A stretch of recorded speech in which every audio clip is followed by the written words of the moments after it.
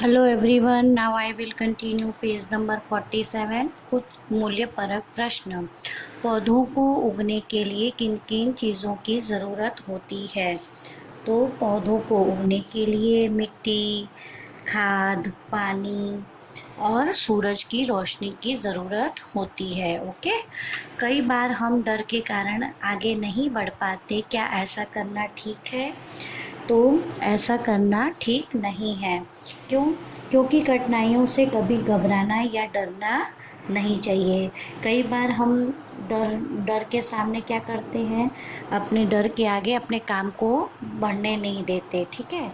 लेकिन अगर हम उन्हीं कठिनाइयों से, उन्हीं संघर्षों से लड़कर आगे बढ़ेंगे तो हम उसका अच्छे से सामना भी कर सकते हैं और हमें उस काम में सफलता भी मिल सकती है। इसलिए हमें कभी भी किसी भी कठिनाई से या मुसीबत से घबराना नहीं चाहिए या डरना नहीं चाहिए। ठीक है, बल्कि उसका सामना करना चाहिए।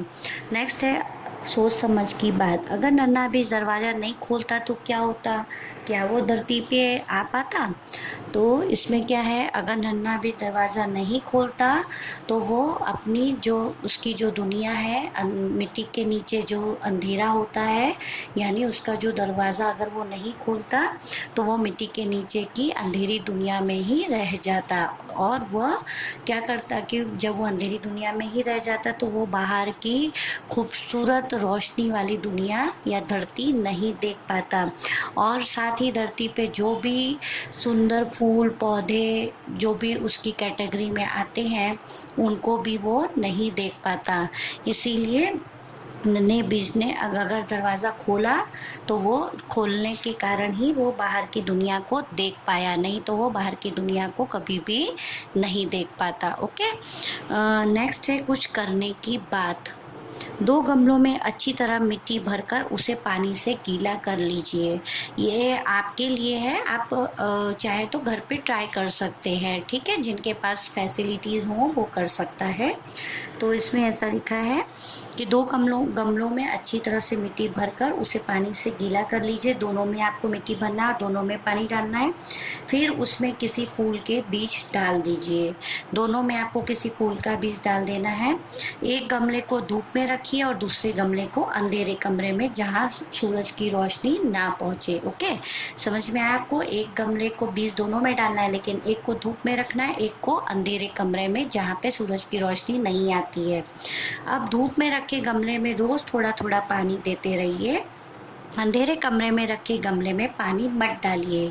अब दूसरा सेकंड स्टेप आपको क्या करना है कि जो धूप में गमला रखा हुआ है जिसके ऊपर रोशनी पड़ रही है उसमें आपको थोड़ा थोड़ा पानी हर रोज़ डालना है, लेकिन जो कमरे में रखा हुआ गमला है उसमें पानी नहीं डालना है।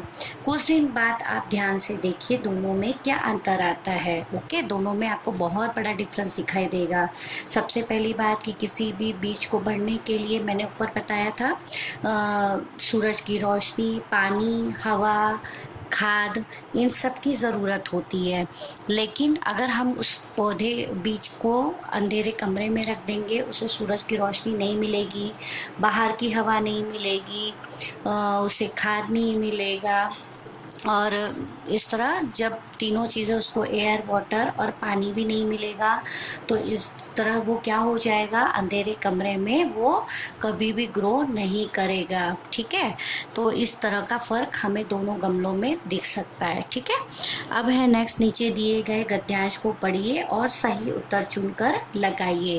पहले मैंने आपको बताया था गद्यांश और पद्यांश दोनों में क्या अंतर होता है।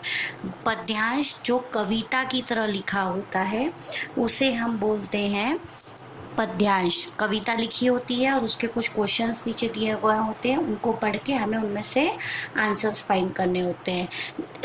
सॉरी। लेकिन गद्यांश ऐसे होते हैं जो एक स्टोरी फॉर्म में लिखे होते हैं। Okay, so let's start the question number 2।